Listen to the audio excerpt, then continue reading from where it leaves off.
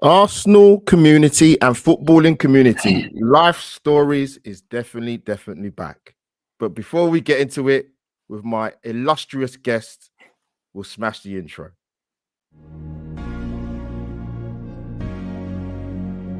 Albert JTV community, we are back for a Life Stories exclusive. I'll be joined by Sky Sports News presenter and sports reporter, and most importantly, fellow Arsenal fan James Green. What an episode this should be.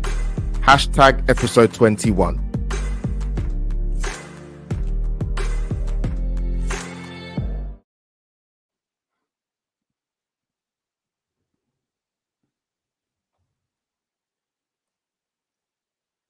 And there we are, people. We are back for Albert JTV Live Stories, episode 21. I have a very, very special guest, a fellow Arsenal fan I learned a few months ago. I don't know what I was doing in the YouTube podcasting world. When I saw James on a few Arsenal podcasts, I thought, hold on a minute. This can't be a coincidence. It's got to be 2 + 2 is 4. He's got to be an Arsenal fan. But James, it's an absolute pleasure and honor to get you on. Welcome to the South East London red carpet, mate. Thank you, mate. Thank you for having me. Hopefully you can hear me okay. Apologies, I was rushing and a little bit late as well. So my fault. No, James, no problem, mate. You're worth the wait, mate. You're worth the wait. I even had time to put a little bit of fragrance. You can't smell it, but just imagine you could smell it. It smells amazing. Oh, I can. Technology nowadays, I can smell it. You smell beautiful. Yeah, James, I had the pleasure of meeting you at the Gooner Talk TV Tom Canton's event, and I must say, people, not to embarrass James, but he gives the best man hugs you could ever wish for, and he smells amazing. Hugger. It's true. It's true. One of my strengths on my CV. James, I definitely agree. I want to get a little bit of housekeeping out the way first. Well wishes to Frida Marnham and the Arsenal ladies, 24-year-old international for Norway. The news came from, I think it's about 20 to 4 at work, that there are no cardiac causes behind her fainting last Sunday. So that's good news. And I think it was actually good news at the time, James, that she actually traveled back with the team on the team bus after the game. So glad to hear that. They will monitor her progress, obviously, with what's going on in football recently with Mr. Tom Lockyer at Luton, but that was good news. Good stuff to hear, James. Surely, definitely. Yeah, really good. I was at the club on Tuesday, and I was speaking to the guys down there about Frida actually, and they were telling me that she, didn't lose consciousness. That doctors were there with her, and I asked, obviously she didn't go to hospital, and I was a bit surprised by that, but the way the medical teams are nowadays, they've got doctors right there anyway. They don't necessarily need to take them to the hospital. And the fact she was on the bus on the way back is really positive. Really good news. I think there's a long way to go. I know there's a lot of tests they've got to carry out over the next month. So, rigorous. I don't. Very, she won't play for the rest of the season. I'm almost certain that'll be the case. But, the good thing is she's okay, and let's hope these tests come back all negative, and we don't see instances like that, because it's not nice. No, well said, James. Well said. I'm glad that news came through when I was at work. I like to multitask sometimes. Football and hospital. Working hard today, were you? I tried, James. I do. But with my normal job away from YouTube. Yeah. So no, James. Obviously, before we get into life stories, it would be totally remiss of me not to talk about the game yesterday. A little story though, people. I was on the lookout for a Luton ticket for weeks. Didn't have a ticket for Chelsea, and obviously in terms of the Bayern Munich game, James, the ballot system, people in the chat when they watch this back. Then it changed Tuesday afternoon. Got the ticket for Luton. Thankfully to the person that gave me the ticket. Then a little NatWest sign comes up on my mobile phone. Money's gone out of my account. I've got the ticket for Bayern Munich, James. And to go even further, not even a brace, people, I got the perfect hat trick, right foot, left foot header, and I got a ticket for Chelsea. So what a day. That is a good day. I still haven't got my Bayern ticket yet, so you're ahead of me, my friend. So this is the thing. But do you know what? There's something, even though it's frustrating, there's something quite good about it, and that is that there is such a massive demand right now for tickets for Arsenal because of what we're seeing, how well they're playing, the competitions they're now playing in, the chances of winning silverware, though. So as much as I'm frustrated, I'm really happy that it is hard work getting tickets nowadays, and there is just so much support for the mighty Arsenal at the moment. So, but on that note, if anyone has got a ticket for Bayern, please let me know. I will dig deep into my pockets. My fiance's in the other room. Hopefully she's not listening to that, but I'll pay good dollar for that. People, Sort the man out. You heard it here first. Please. Now, James, I have to introduce you virtually to my Tottenham YouTube wife, right? I adore her until she wears that god awful shirt. She's in the chat as we do right now. Holly, you know I love you, but the divorce papers, they are there. They're there. You will get them one day. Don't worry about it. But great support on my channel, even though she's a Spurs fan. But Holly, thank you for tuning in. And she's also a moderator for the channel, so thank you. But James, game yesterday. First thing, the main thing that Arsenal fans are talking about were the changes. Mm-hmm. I thought about this more so after the game was done today. I thought, actually, you know what? Luton have had a plethora of injuries. I didn't realize it was that bad. So I thought about, actually, you know what? Mikel's earned enough. He's earned enough trust from a lot of Arsenal fans to, hence the reason why I made the changes. Was that a surprise to you, James, or not really when you saw the team sheet? Look, it felt like to me the perfect time to make the changes. I don't think looking at the fixtures coming up, difficult to find the best fixture possible to make 5 changes, to rest players. Bearing in mind we've got Champions League next week. This was the perfect time to do it. Yeah. And again, as you mentioned, Luton have got so many players missing. You just think, well, he's got to do it. Now, I was at his press conference on Tuesday, and you know, you'll know, and viewers will know, he gives nothing away, doesn't ever tell you anything at all. So, you know, when Saka wasn't playing, I was pleased in a way, glad that he's been given the time to rest. When I asked Mikel on Tuesday, he just said, "Oh, we'll assess the squad. You know, if he's fit, he'll play." You know, take it with a pinch of salt. But no, I was pleased. I think it needed. He needed to do it. This was the time to do it. It obviously meant that the game was, not as fluid as we usually expect. It wasn't the most exciting game of football, but you've got to admit, you know, we got the job done, got the 3 points. Players didn't have to work very hard at all. And I know, like, for example, like Ødegaard played the full 90, but he didn't press high, he didn't press hard. He wasn't his usual style of playing. He was playing maybe in second gear the whole game. So, yeah, for me, it was the right decision. And I was pleased, mate. I was pleased. Yeah, like I mean, I think the key thing for that game yesterday for me was, obviously we got the goal in the first half, but the key thing, James, was getting the goal. I messaged you, we got the second goal before halftime. That was critical because 1-0 in football is the most dangerous scoreline in football by a country mile. But standouts for you, James. Did you feel ESR took his opportunity, and Reece Nelson? What did you make of his performance? Yeah, I've got to be honest. I've never spoken too highly about those two players, and I've not been like, I don't like to slag any of my players off, so I would never do that. But I still think Emile Smith-Rowe's future is away from Arsenal. It upsets a lot of Arsenal fans when I say that, but I just think there's levels to where we want to go. Having said that, when you're on the bench for a while and you don't get given your opportunities, and they're so few and far between, that when you do get them, there's a lot of pressure to try and perform when you haven't been playing many minutes. And I thought he was excellent. I really do. I think he took his chance. I thought he put in a shift. I thought defensively, it was the best I've ever seen him. Usually, incredible. He's a little bit, you can see him coast through games. You can see him not track back. Seems to switch off a little bit. Maybe just hasn't got that extra bite. But last night we saw a bit of that, and I was really impressed. I thought he was excellent. Really stood up. Gives us an option in that position. I don't think he'll start the next game, but it's an option. It's an option if Mikel wants to go a little bit more attacking, keep Kai Havertz as the number 9, then I think that works. As regards Reece Nelson, I think the complete opposite. He didn't take his chance. I felt like there were numerous opportunities for him to run in behind. There was numerous opportunities for him to show he was getting the ball, and what he does so often, he turns back and goes back or goes sideways. He wasn't direct, and I don't think he offered us anything on that right-hand side. And you look at it's hard when you're comparing him to who usually is out there in Bukayo Saka. It's very difficult to live up to, but I didn't think he came anywhere near close enough. I certainly don't think he took his chance. Another player that I'd be surprised if he's at Arsenal in the summer.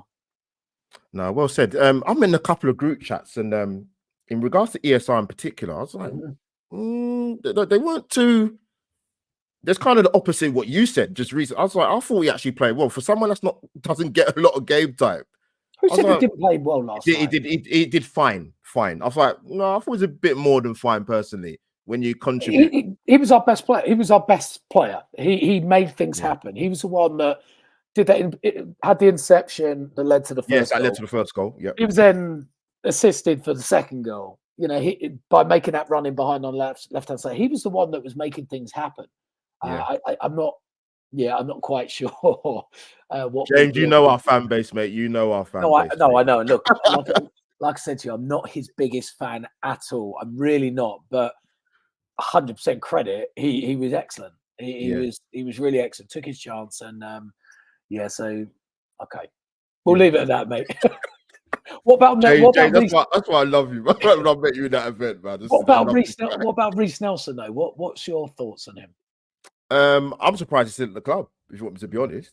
I just when I watch him play, and I always used to say this, people you can't compare him to that player. I said, well, yeah, I can, because I'm looking at other wingers in the league, and I just don't think he demands the ball enough. I don't think he's aggressive enough. You can lose the ball in the opposing team's final third as long as you're trying to get your better your man. But there were too many times when I look at it, I'd love to see his heat map and his touch map, and I think that would tell you everything.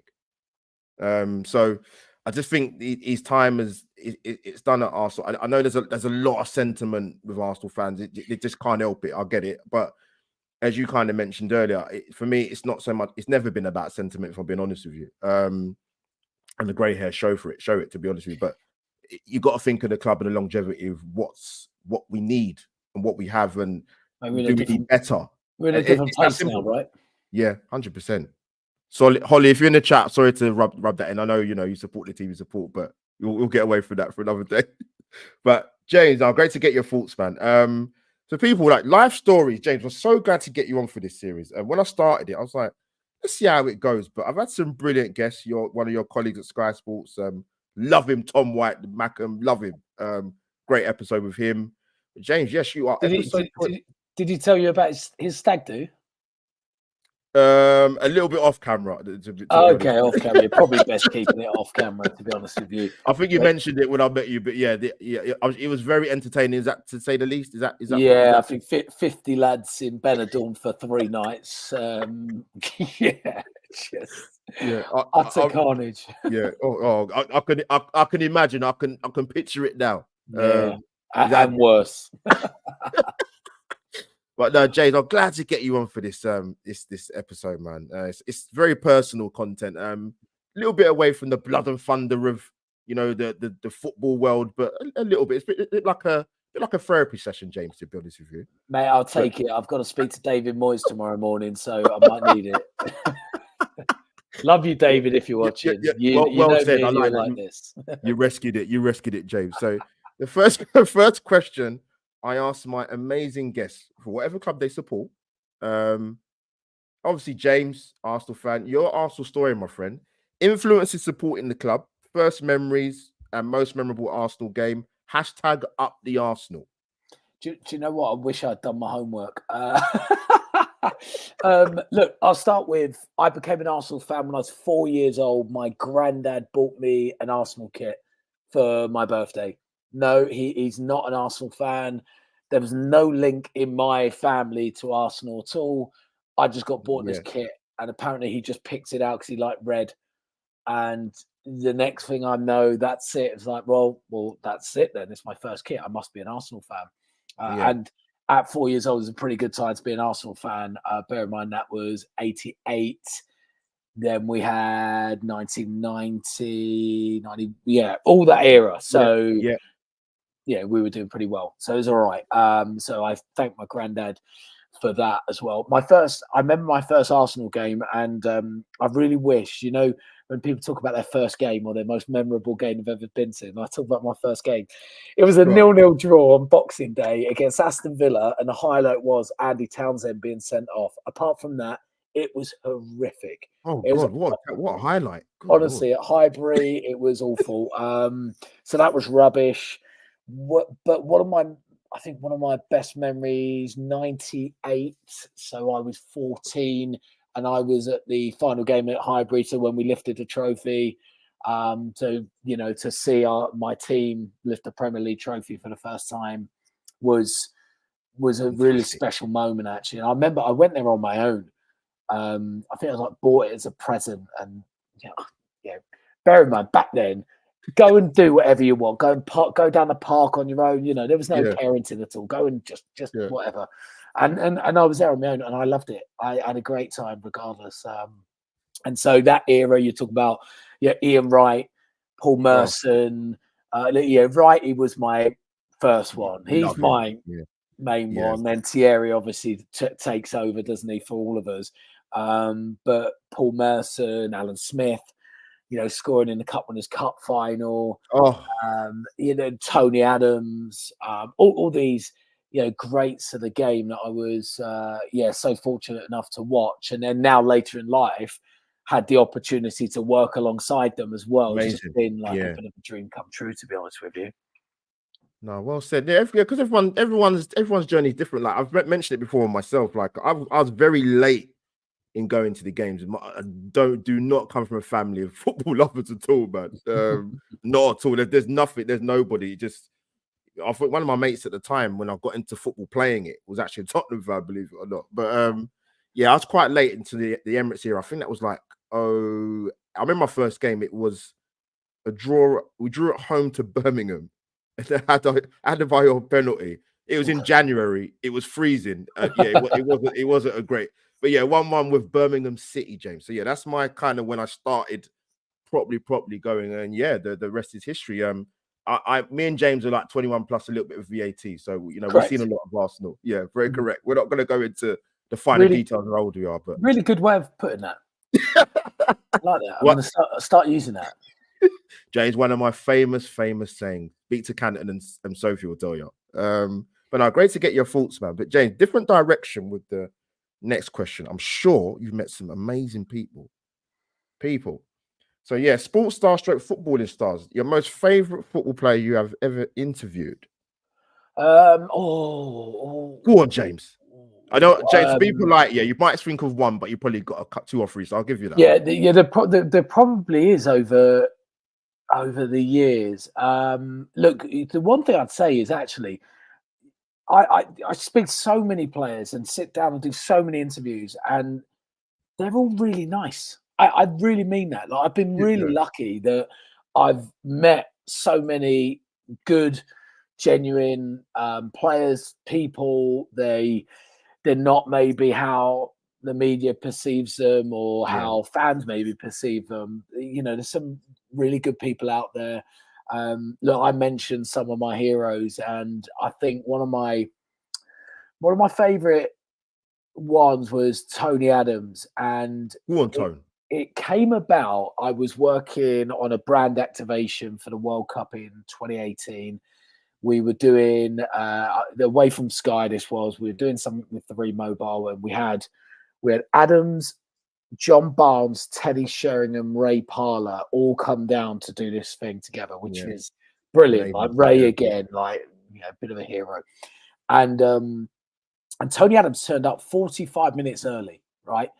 And he walked in, and I straight away, my heart's pounding because I don't care, how old I am or whatever. It's still like, oh my God, it's Tony Adams. He's actually here. This is the first time I'm actually getting to really meet him. And anyway, I went over, introduced myself, and I said, look, you're a bit early. Do you want me to go and get you a coffee? And he said, no, there's a Starbucks just down the road. He went and he put his arm around me and went, let's just go and just have a Starbucks up there. Quality, And I looked around the room. I had so much stuff to do, right? And I just looked and went, well, I mean, what do you think I did? Well, you tell us. You tell the viewers, James. So of course I left and went straight away up to Starbucks with Tony Adams, and I sat in Starbucks for 45 minutes having a coffee with Tony Adams. We talked about everything. He was so open. he was just so genuine. He asked me loads of questions as well, which I always, in this world, like I'm always asking the questions anyway. And 100%. I Yeah. think footballers are used to people asking them questions so much as well. So when somebody asks you questions, it's like a bit of a surprise. And that to me makes those sort of people stand out from others. And he was one of them. Another one like Declan Rice in the modern day era. Oh, love Straight Declan. away, Love every him. time I see him, he's always asking me how I am. He's always got a smile on his face. He's always cracking a bit of a joke. He is how he comes across for everybody. Martin, again, like I'm just sticking with the Arsenal thing, like Martin Odegaard, just a lovely, You lovely can guy. tell with him. Yeah. Oh Yeah. God, so he's just got such a strong head on his shoulders. I interviewed him. I think I sat down with him last year, and again, every time I am at the training ground or I'm at the games, and he sees me, he always comes up to me and asks me how I am, and I love that. And it's those personal relationships that you start building with these players that I just love so much. And honestly, that's the best part of my job. Really, is being able to do that. So that's definitely. There's probably some more that I might drop in later if they just spring it to my head. You know what I mean? No, well said. It's funny because that's why I got you on, James, because you're obviously used to asking questions. So you know what? You're in the hot seat today. So it's a bit weird, I have to say. Honestly, every time I'm on a podcast or something, I really I have to tell myself, don't ask questions. Don't always ask questions, because my instinct is, I don't care about my view. What's your view? What's your view of this? James, tonight, I'm like the 21st century Michael Aspel. I like it. Get your red book out. Get your red book out. I have shown my age now. I know Albert adds on a few more years, believe me. But no, great to get your thoughts, man. James, second part of the question is that I don't know if like non-footballing football stars or on the sporting stars have you met that you've interviewed or. Yeah, good question. Starstruck moments. Do you know, I really should try and like write them all down, and because my memory sometimes is terrible. Met so many. Tyson Fury. Wow. Tale of two. He first of all, I thought he was going to beat me up. First interview I went to do. Second interview, he was as nice as pie to me. He was absolutely brilliant. So. Yeah. Look, Tyson's a funny one. Yeah, he'd had an issue with Sky, and I was at I think it's Derek Chisora press conference. Oh God, yeah, I can imagine. Oh, I mean, Chisora's a live wire as it is. He's mad. Yeah. But his team went over to him and said, "Look, come and do an interview with Sky." And he was like, "I'm not doing an interview with Sky. Like I told you, I'm not speaking to Sky." Anyway, I'm stood a distance away from him at this point, like not close to him, and I'm just watching this unfold. And I could see his reaction. Yeah. And then they tried to tell him, like, come and do the interview. And he's like, "No, I'm not doing it. I'll go and tell him." And he starts walking over to me. So I'm just going, "Oh no, God!" I'm like shriveling. Everything's falling out. It's a disaster. Unfortunately, people stopped him around, I'd say 15, 20 feet away from me. And yeah, that was a little bit scary. But then when I did interview him maybe about 3 months later, the nicest guy ever. Yeah. Just so nice. So yeah, look, you never know who you're going to get. I've had some, some interviews stand out. I mean, it's football related, but like Stephen Reed, who's now Forest assistant coach. Yes. Used to play for Blackburn. Ex-Millwall as well. Ex-Millwall. Yeah. We sat down. I sat down with him in his garden for half an hour talking about mental health. And it was, for me, one of the best interviews I've done. One of the most impactful, powerful. When he's sitting opposite me telling me the time he had a panic attack on the pitch of a Premier League game. And you're just like, wow. But how's that? How can you have a panic attack and you're playing in the best league in the world? It's unbelievable. Chelsea 2-0. That's good news as well. I did see that pop up. Yes, thank you for the information. I also forgot to let me mention. Obviously, this will go out on the audio, so you'll hear my fantastic Southeast London dulcet tones as the host, and you'll hear the fantastic guest, fellow Arguna, Essex's finest. dulcet tones as well. Very much so, mate. Yeah, very much so. Well, now, James, great to get your insight, man. Great to get your insight. And normally with life stories, as people will know, another gear change in terms of the question. I'm sure you like this one, James. Most underrated. Who is your most underrated Arsenal player ever? Hashtag deserves more recognition. Do you know? I'm going to throw one in actually. Go on, James. I'm going to throw it in. Edu. Wow. There you go. Now we need to take off he's a sporting director right now in this period of time where we're at. But actually, as a player, he could play, man. He could play, and he supplemented Vieira Petit. He was a big part of that success we had during that period. I thought he was terrific on the ball. Had his wonderful left foot. Had to play understudy to Petit and Vieira a lot of the time. Sometimes all three of them played. Yeah, I thought he was someone that we never seemed to refer to his playing days, and we're still obviously now. Yes, he's our sporting director, of course, and he deserves props. And he's a lovely guy as well. I interviewed him outside a changing room in Dagenham and Redbridge once. Wow! Yeah, you never know where you're going to find these people, or they never know where you're going to pop up. Basically, that was it. That was his response. Hold on a minute, what are you doing here? I was like, no. But I don't know. Yeah, that's a good question. That's a really good question. I bet everybody's got so many different answers to it. And there might be others that spring to my mind, Albert. But for me, I just thought he was. I just don't think he gets the recognition that many others in that team and in that era probably get.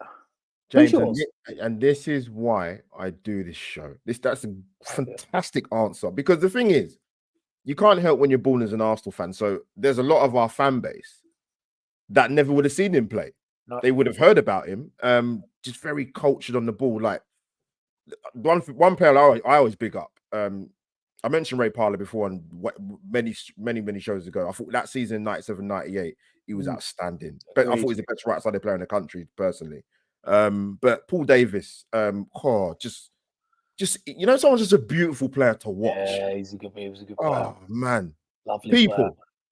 I'm sure YouTube have got clips of him somewhere, but if you haven't seen him, listen. There's a lot of players I would have loved to have seen play that I obviously wasn't born around the time. Liam Brady's an obvious one to most people, but you know what? I can't help when I was born in it, but I've seen the footage and the famous Barry Davies commentary when he smashes that one in the top corner against Spurs in the 70s, probably just prime. But yeah, Barry Davies. There you go. There's another one I interviewed. What a commentator! Spent 2 hours with him in his house in Barnes. The stories, the guy. Oh, there you go. So that was one of my favourite interviews as well. There you go. You just thrown it in. James, you know what? I love Barry Davies, man. Like some of his commentary, him and Motty's commentary, like just across football, just it's iconic, man. Like even times I wasn't even born, like the Motson commentary for the Platini goal, I think it was the Euros Championships in '84. If anyone hasn't heard it, if they should have heard it, his commentary for one of the goals is incredible, absolutely incredible. Mate. But James, man, what a shout with Edu, man! Absolutely, I've thrown it in there. I'm sure, like I said, everyone will have their different ones, but he I just don't think, as you said, doesn't get recognised and gets the recognition that I think he deserved for that period of time. What he offered us, I really liked it. Footballing and Arsenal community, you heard it here first from James. Go and check out Edu's playing career. Very, very cultured and fantastic footballer.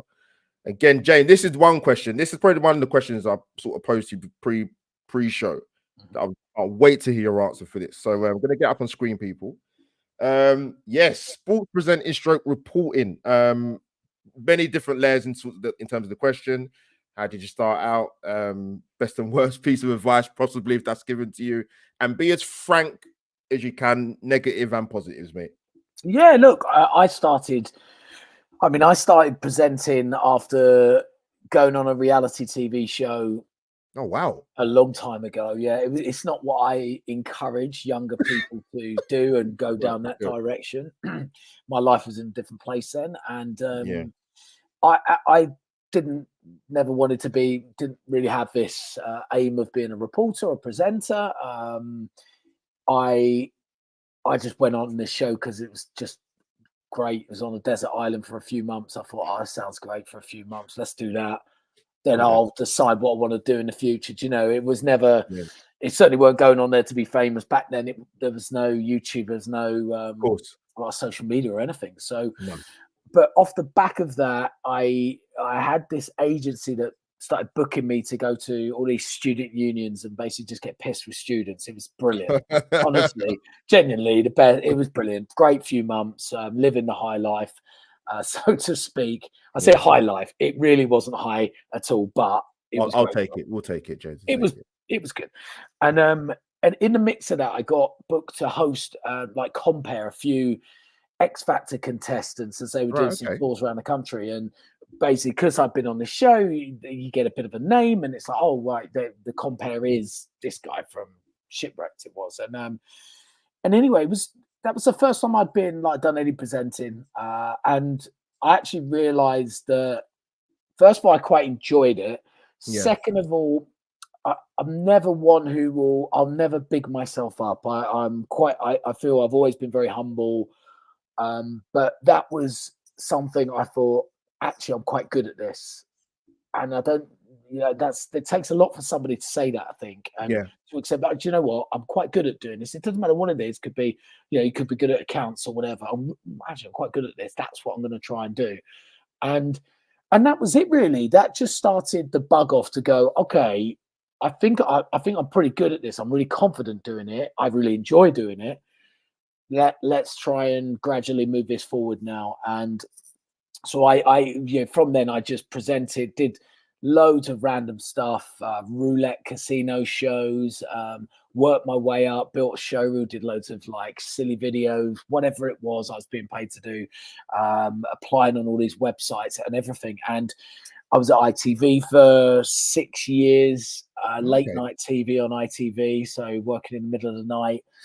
And then it got to a point where I managed to get a job in cricket, actually, and I like my cricket, and got a job with the ICC for the 2015 World Cup. And I, at that point, thought that might be right. Now I think I'm getting somewhere, and I really did. And the calls came in, and I had something set up in India, and I was like, oh my God, this is great. This is it. And it didn't happen. And then a couple of bits didn't happen. And I'm just was devastated. I was like, oh my God, I can't believe this. I thought I cracked it. And by the way, that's the best advice to anyone. Don't ever think you cracked it, because I'll tell you what, you can be humbled like that. Yeah. And then that was it. I was like, right, something's got to change. I've got to have something else about me. And I decided to go back and study. And I studied an NCTJ, News and Sport Journalism at the Press Association. And it's the best decision I could have made. A year out, pretty much working and studying at the same time. Stopped partying as much, like really focused. That was like what I wanted to do. And that was it. And that's how it all started. And, going back, taking a couple of steps backwards to then push those few forward was the way forward for me. And it really worked. Yeah, really worked. No, fantastic, man. Also, just the sort of kind of a latter question in sort of the main question is, like, what would be your sort of advice of anyone wanting to sort of get into the presenting stroke reporting side of it? And like I said, be as frank and honest as you want to be. Look, I will be, because like I go into universities a lot and I do sessions with students. Oh, brilliant. And I don't hold back. There's no point in blowing smoke up people's asses for no reason. There's no point saying it is the most spectacular, amazing industry, because behind the great stuff that you see on social media that maybe I post and other reporters, presenters post, there's a lot of stuff that goes on that we don't post and we don't talk about that actually isn't that great. And Yeah. it's a incredibly competitive world. Yeah. Incredibly competitive. And I think around 15, I want to say maybe about 10, 15 years ago, it felt like we've started in this country, maybe just presenters were starting to get put on a higher pedestal at times and given more PR and out and Yeah. about more. So what that meant was that so many more people were seeing them more and going, I want to do that when I'm older. I want to be a presenter. And then, the developments of, say, when I've moved into Sky Sports, but development of Sky Sports, oh, yeah, like, I want to interview all the players. I want to do this. So what tends to happen is that, for example, my inbox on LinkedIn, it will be inundated with young people going, yeah, I've just done my degree. So can you give me advice? Because like how can I get on Sky? Like how can I do that? I'm thinking to myself, you're 21, you've got your whole life in front of you. You've only just finished studying, and you'll now think that just because you've studied, you can then jump straight in and go Deep straight end. to Sky Sports or BBC or ITV, the deep end, as you say. Yeah. And I have to tell them time and time again to be patient. That's the number one advice. You have to be patient. I think we are in a bit of a world right now where everybody wants instant gratification. Yes, that's it. That's the word. Yeah. We can blame Google for it. That's what I do. You think, mate, back in the day, if you wanted to find out the answer of something, you had to either ask somebody a question, you either then had to take yourself to the library, you had to then go and find a book, and you had to go and find your answer. Yeah. Or you had to read a newspaper or whatever it is. Now, there's my answer. It's up already. Do you know what I mean? So I think that's an issue, and I think people need to be prepared to dig in. They need to be prepared to put in the hard yards, to graft, to learn, to practice, regardless of whether they're within an organization or not. You often have to work from the bottom up. There will be some exceptions, of course there will. There's no doubt about that. But very few exceptions. The majority have had to work their way up. You interviewed Tom White, and he started off as a runner. Yeah, great. Brilliant. He made his way up as a runner. Laura Woods made her way up as a runner. Jules Breach, she did the NCTG course the same time as I did. She's then gone on to what she's been doing, but she also did shopping TV and all these sort of jobs. We hosted a show for Foxy Bingo for a couple of years together. A weekly. Thought I recognised you. There you go. That was it. I knew you were a bingo player, Albert. So look, it's you have to learn your trade, you have to learn your craft. But I think nowadays with the development in technology, like you're doing, you're running your own YouTube series. Anybody could do anything now. So when I hear, oh, I'm just stuck, I don't know what to do, or I feel like I've done everything, it's like you haven't. You can always do more. You always do more. You can always practice more. You can do your auto cue. You can get apps with auto cue. Go and practice it. Every night, do some every single night. Go and read. Go and spend every morning, an hour every morning. Read through all the newspapers. You can access it all online nowadays. Improve your knowledge. Record yourself. Film links. Set up YouTube channels, set up podcasts. There's so much you can do. When you're applying for these jobs, you've got to think that recruiters and anybody looking to bring someone in is going to look at that experience and also look at what they are doing in the spare time. So if you've set up a YouTube channel, whatever it is, they're showing that they're willing to graft and put the work in. So that would be my best advice. Be a sponge. And also have some rhino skin, because absolutely tough. You're going to get rejected, right? You're going to get rejected. That's the fact. That's the reality. You will get rejected. That is going to happen at some point, and likely it will happen multiple times. And this is from someone who's been rejected thousands of times, and I mean thousands of times. I've been rejected from jobs, from different lifetime ago when I would I would moonlight as a male model and turn up at auditions and audition for commercials and Yeah. constantly being rejected for every single thing, and sending my CV out all the time, never getting responses back and emails, and it's going to happen. And you've got to have that thick skin to deal with it and cope with it and not take it personally and use it as a bit of a driving force. James, absolutely superb. I want to quickly ask you as well.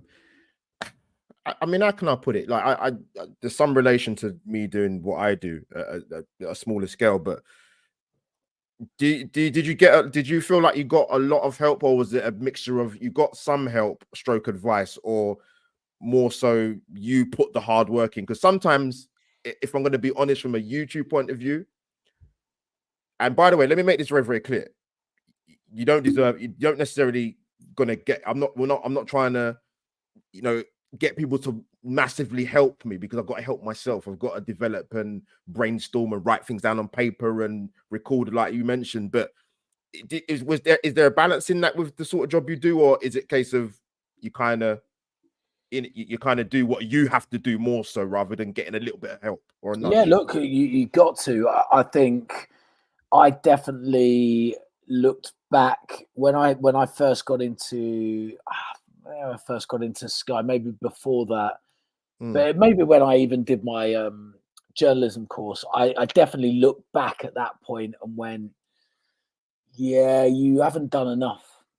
And Right. I felt like I hadn't done enough. Even up to that point, I really felt like, nah, I always could have done more, and I didn't choose to. And I chose to just not push myself more. I chose to not get out of my comfort zone as much as I think I should have done.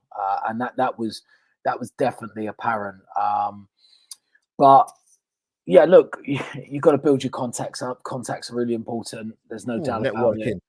Networking is vitally important. So you've got to build good relationships with people, because you never know when that can come round. And that's why I think you're always encouraged to just be yourself, be a nice person, because if you are a bit of a dickhead, trust me, your reputation will travel with you, and then opportunities won't necessarily come. So yeah, look, you need some help on the way, but you've got to do your own graft and your own work.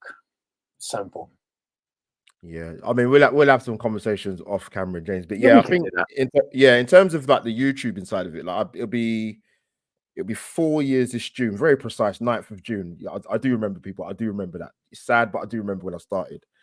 Smaller YouTuber, obviously, but one thing I kind of knew, and the thing is, I always say this to people, James, right? I have my channel, but I'm also a consumer, so I watch. So that's another thing. Watch yourself back 100%. I agree. You have to. I mean, I'm horrified by some of the videos I did when I first started, but you grow and but you have to do that. But I knew kind of in the YouTube space, people said to me, you gotta go on, James. I know this is not going to be relevant when it's out, but God. But Sheffield United have equalised at Anfield. It's 1-1. No, what is going on? Right, I'm gonna stay. I'm gonna be the consummate professional, even though you just thrown out. Sorry, it's all right. But no, and Chelsea's 2-2 now. Anyway, sorry, mate. That's all right. Jay, this is perfect for the Life Stories Cup. It's this proves how natural it is. But it's the Arsenal coming out of me, mate. I can't not know what's going on. Mate, I was at the ground yesterday. Trust me, it was like that. I was there yesterday, mate. Yeah. But mate, I had everything. Oh, you got to get this guest on. You got to be controversial. You got to get this person on, that person on. It is a very, very jealous and resentful platform. I knew that before I got into it. I'm not stupid. I've seen it even more so. Being involved in the thick of it as a smaller YouTuber as I am. I've been very, very fortunate, James, to have been on some amazing podcasts, Arsenal, bigger platforms, BBC Radio London, 5 Live. I went on 5 Live after we lost to Sporting Lisbon in Europa League. Like, what a time to debut, man. I know, it was awful, but love Tom White, as you know, got my opportunity to do that talk about David Raya and go on Sky Sports News. Incredible feeling. My phone blew up like no other in my entire life of having a mobile phone, but I didn't just wake up and turn up on there. You have to put the work in. You have to. I always talk about networking is paramount, because you know what? Sometimes it is, not always. It's nice to be liked sometimes, so it does help. It does help. But yeah. Listen, I enjoy what I do. If I didn't enjoy it, I wouldn't do it. Before I go on to the next question, James, one thing I would say with YouTubers, particularly smaller ones, is they all get to sort of the landmark. They start out passion, keen, do podcasts, get to 1K. I think the money's going to come rolling in. I think they're going to go on certain bigger channels. And I've seen it, James. And I'm like, you need to calm down and relax yourself, because you get to 1K. Actually, that's when the work starts. But this is Got to the be thing, consistent. where we're saying about being patient. You know, you have to be patient. You have to be patient. You can't expect things so quickly. It just doesn't work. Happen. It doesn't. And like you said, you get to 1K, you haven't cracked it. No. And YouTube's hard. And look, you know, I'm not a YouTuber. It wasn't for me.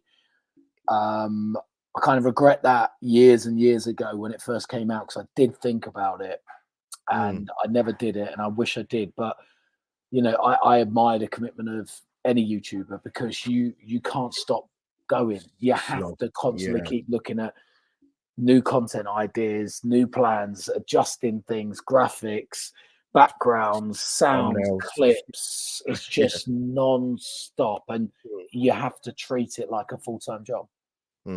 You know, no, James, brilliant. I'm definitely going to clip this, mate, because I knew you'd answer this question fantastically well anyway. But yeah, I think people who want to sort of get into this industry or do what you do, or take the advice, man. Like you said, there's all bit like a sponge. But people, like I say, obliterate the like button. Don't touch it. Absolutely smash it at the ballpark. When you watch this either live now, it's going live on YouTube, Facebook, and also on the Twitter / X feed, but I still like to call it Twitter anyway. Yeah, but, yeah, massive. James, last question. So, people, best individual / team performance you've ever seen in terms of sporting. So now I'm going to give you mine before I can give you a little time to think. You might have already thought about this already. I've asked this question to many, many people, but in terms of a team performance I've witnessed, there's loads, but in the Rugby World Cup in 2019. I know they didn't go on to win it, England, because South Africa won it.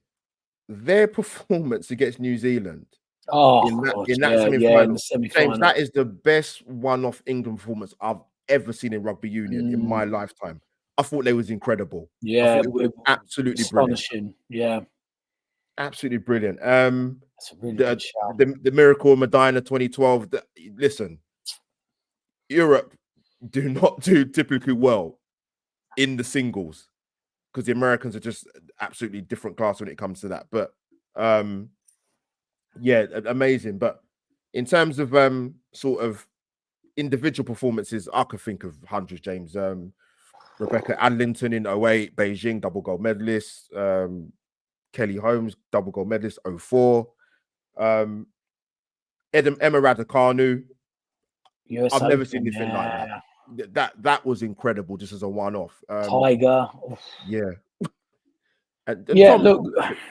Look, there's so many. To pick one is really tough. I mean, we relate it usually to, you know, what's closest to your heart. You know what I mean?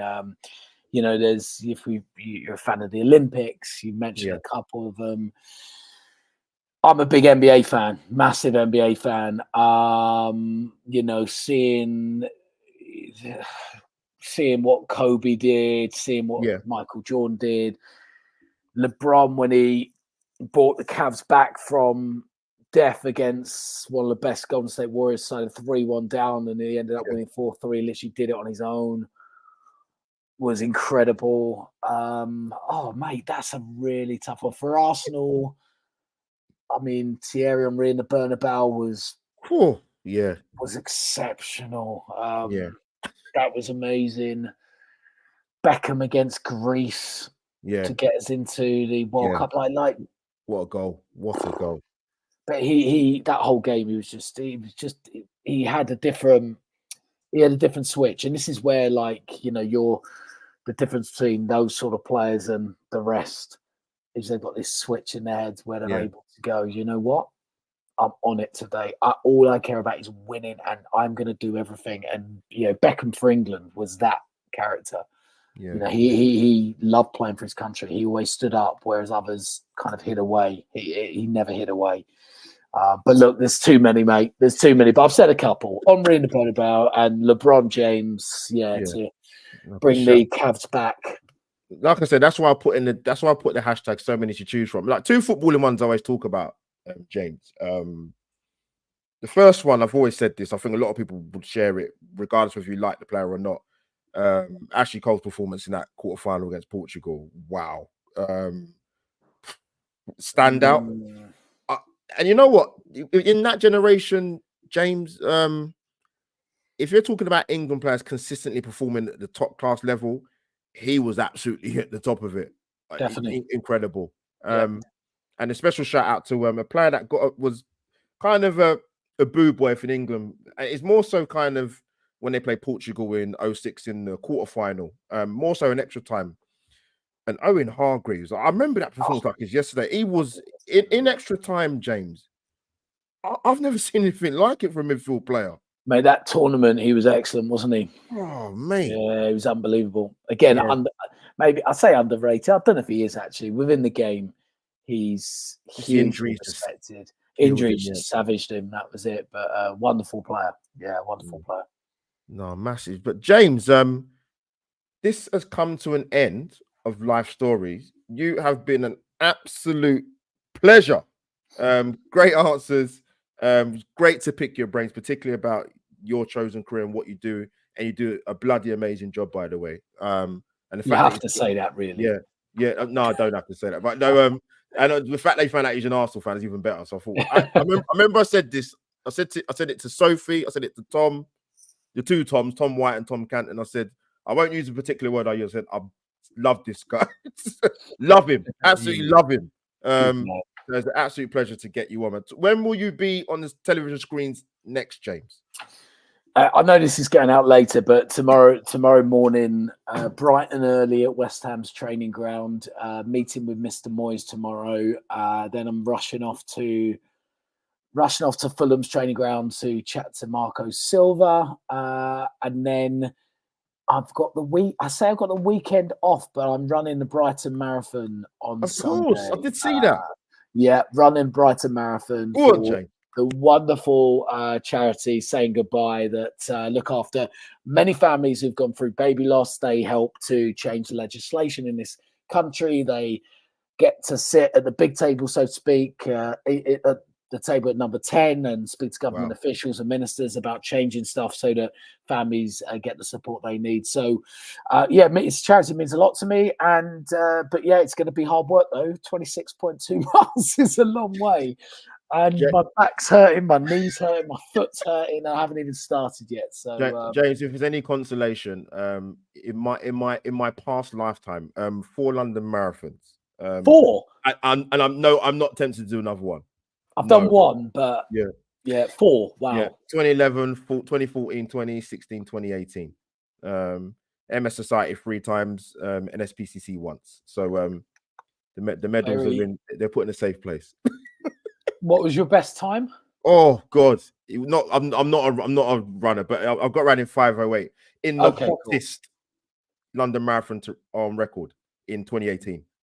See, I've heard it's supposed to be warm this weekend, but I have also read that it's 45 mile an hour wind. So one way I'm going to be running, I'm going to look like Usain Bolt. The other way I'm going to be running, it's going to be a whole different story. I'll be looking like Harry Kane. Yeah. Oh dear, no, we don't want that. Well, hopefully when you get your ticket for Bayern Munich, that's the most important thing. I mean, if anyone does. So people, like I said, smash a like for Life Stories when you watch it live now or you watch it back. It was going to audio to hear mine and James's fantastic dulcet tones on Google, Apple, and the Spotify downloads. And what last thing I was going to say was your host, Albert JTV. Also, yeah, follow James on social media. It is on the live feed on X, and I will put out the details further down the line with clips and audios and the rest of it. But James, you've been an amazing guest. Thank you once again. And I will catch up with you very, very soon, my friend. But people, this is Albert JTV over and out for episode 21 of Life Stories. We'll be back for episode 22 at a later date. Take care, people. Good night. God bless.